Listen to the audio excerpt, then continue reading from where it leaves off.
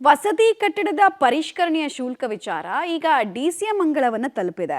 ಸಾರ್ವಜನಿಕರಿಂದ ವಿಪರೀತ ಆಕ್ಷೇಪ ವ್ಯಕ್ತ ಆಗ್ತಾ ಇದೆ. ಡಿ.ಕೆ. ಶಿವಕುಮಾರ್ ಹತ್ರ ಪ್ರಪೋಸಲ್ ಹೋಗಿದೆ. ಹಾಗಾದ್ರೆ ಚಿಂತನೆ ಏನು? ಮತ್ತೊಂದು ಬರೆ ಎಳೆಯೋದಕ್ಕೆ ಸಿದ್ಧತೆಯನ್ನು ಸರ್ಕಾರ ನಡೆಸ್ತಾ ಇದೆಯಾ? ಡೀಟೇಲ್ ರಿಪೋರ್ಟ್ ಇದೆ, ನೋಡ್ಕೊಂಡು ಬರೋಣ ಬನ್ನಿ. ಬೆಂಗಳೂರಿಗೆ ಮತ್ತೊಂದು ಶಾಕ್. ಪಾರ್ಕಿಂಗ್ ಶುಲ್ಕ ಹೆಚ್ಚಳಕ್ಕೆ ಮುಂದಾದ ಸರ್ಕಾರ. ದರ ಪರಿಷ್ಕರಣೆಗೆ ಒಪ್ತಾರ ಡಿಸಿಎಂ? ಮುಂದಿನ ವಾರದಲ್ಲೇ ಆದೇಶ ಸಾಧ್ಯತೆ. ಬೃಹತ್ ಬೆಂಗಳೂರು ಮಹಾನಗರ ಪಾಲಿಕೆ ಆಸ್ತಿ ತೆರಿಗೆಯೊಂದಿಗೆ ಪಾರ್ಕಿಂಗ್ ಶುಲ್ಕ ವಿಧಿಸೋ ಬಗ್ಗೆ ಕರಡು ಅಧಿಸೂಚನೆ ಹೊರಡಿಸಿ ಆಕ್ಷೇಪಣೆಗೆ ಅವಕಾಶ ನೀಡಿತ್ತು. ವಸತಿ ಕಟ್ಟಡಗಳಿಗೆ ಪ್ರತಿ ಚದರ ಅಡಿಗೆ ₹2, ವಸತಿಯೇತರ ಕಟ್ಟಡಗಳಿಗೆ ಪ್ರತಿ ಚದರ ಅಡಿಗೆ ₹3 ನಿಗದಿ ಮಾಡಿ ಆಕ್ಷೇಪಣೆಗೆ ಅವಕಾಶ ನೀಡಿತ್ತು.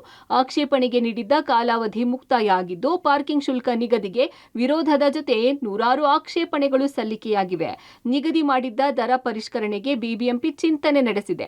ಪರಿಷ್ಕರಣೆ ಸಂಬಂಧ ಡಿಸಿಎಂಗೆ ಮನವಿಯನ್ನ ಸಲ್ಲಿಸಲಿದ್ದಾರೆ. ಡಿಸಿಎಂ ಅಂಗಳದಲ್ಲಿ ದರ ಪರಿಷ್ಕರಣೆ ತೀರ್ಮಾನ ಆಗಿ ಸರ್ಕಾರದ ಆದೇಶ ಆಗೋ ಸಾಧ್ಯತೆ ಇದೆ.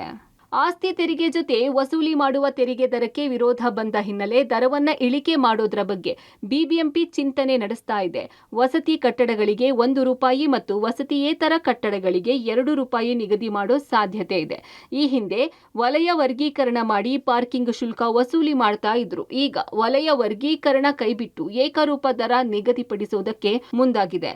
ಒಟ್ಟಾರೆ ಆಸ್ತಿ ತೆರಿಗೆ ಜೊತೆಗೆ ಪಾರ್ಕಿಂಗ್ ಶುಲ್ಕ ವಸೂಲಿಗೆ ದರ ನಿಗದಿ ಪರಿಷ್ಕರಣೆ ಡಿಸಿಎಂ ಡಿ.ಕೆ. ಶಿವಕುಮಾರ್ ಮುಂದೆ ಪ್ರಸ್ತಾಪ ಮಾಡಲಿದ್ದು, ಪರಿಷ್ಕರಣೆಯಲ್ಲಿ ದರ ಇಳಿಕೆ ಮಾಡ್ತಾರಾ? ಕಾದು ನೋಡಬೇಕಿದೆ.